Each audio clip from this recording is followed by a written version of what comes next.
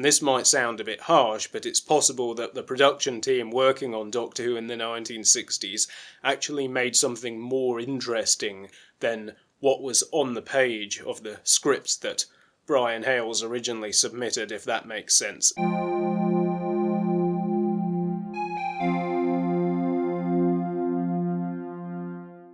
Hello, I'm the Fantasy Bookworm, and this is today's book. It's Doctor Who and the Ice Warriors by the late Brian Hayles. So this is a novelisation of a classic Doctor Who story from 1967, although this book didn't come out until several years later in the mid-1970s, along with a number of other Doctor Who novelisations that were published by Target Books around the same time.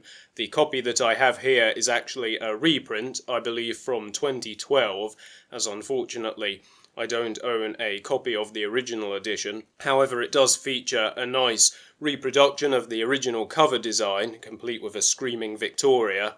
And also featuring in this book are the second Doctor as played by Patrick Troughton and Jamie as played by Fraser Hines. Now, even though this is an adaptation, I will be discussing the plot of the story in my critique, and I think that's fair considering that Brian Hayles not only wrote the novelisation, but he also penned the script of the original TV story that this book is based on. Now, what's curious to me about the Ice Warriors as a story is that, in spite of the title, the Ice Warriors themselves are probably the least interesting thing in it. The events of the story take place in a futuristic world where there has been an ecological disaster, essentially. Scientists have been removing carbon emissions from the atmosphere, and in doing so, they have inadvertently brought about kind of the opposite problem to global warming and plunged the Earth into an ice age. The environmental disaster aspect of the story really fascinates me, and there's actually, let's say, a chilling line of dialogue at one point, you could say, where one of the main characters, Clint, explains how then suddenly one year there was no spring.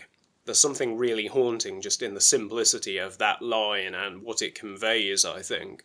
I kind of really wish that there was more focus on the environmental aspect of the story, but unfortunately it mostly ends up just kind of serving as background dressing while the main focus is on the titular Ice Warriors, who, yeah, as I say, they're just not as interesting, or at least not the way that they are portrayed in this story. Now, Brian Hayles would go on to do some more interesting things with the Ice Warriors in future scripts he wrote for the show, most notably in The Curse of Peladon, and the revived era of Doctor Who has also explored the Ice Warriors in some interesting ways as well. However, when they were first introduced, the Ice Warriors were very much just quite a generic race of warmongering warrior aliens who have come to take over the Earth sort of thing, and the way that Brian Hayles describes them in the passages of this book doesn't help because he uses a lot of adjectives like cruel, and he describes them having violent voices, which just makes them come off as even more one note. The way that the book is written is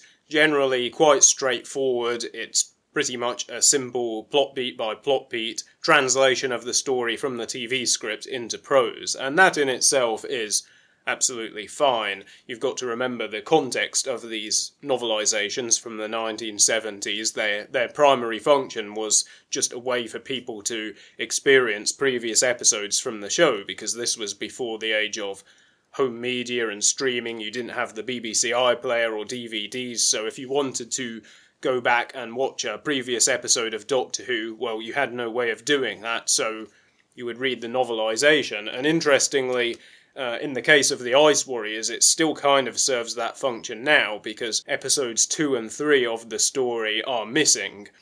They're not available. I believe there are animations of them that have been done, but the novelisation serves as an alternative way to experience the story in its entirety. The thing is, though, I don't think that this book actually does a very good job of capturing the experience of watching the Ice Warriors as it was originally broadcast, because I did go back and watch the first episode of The Ice Warriors on the BBC iPlayer after reading the book just out of curiosity, and I was immediately struck by how trippy and psychedelic the soundtrack is. It opens with these kind of dissonant choir sounds playing over stock footage of glaciers with the opening titles, and that combined with, let's say, some quite creative futuristic costume designs on the scientists like Clint gives the story overall a very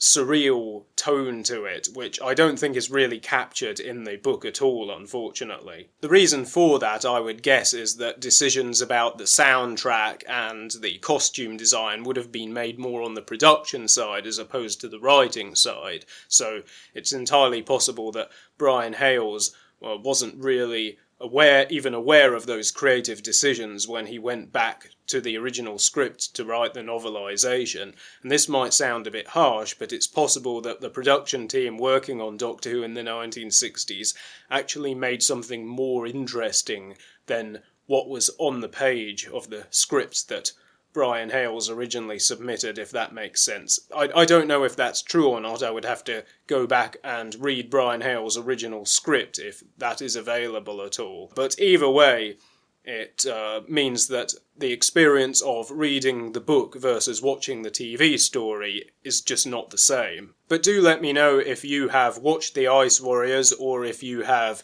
read the novelisation, or indeed any of the other target novelisations of Doctor Who episodes, and let me know what you thought of them. I'd be very interested to hear your opinions.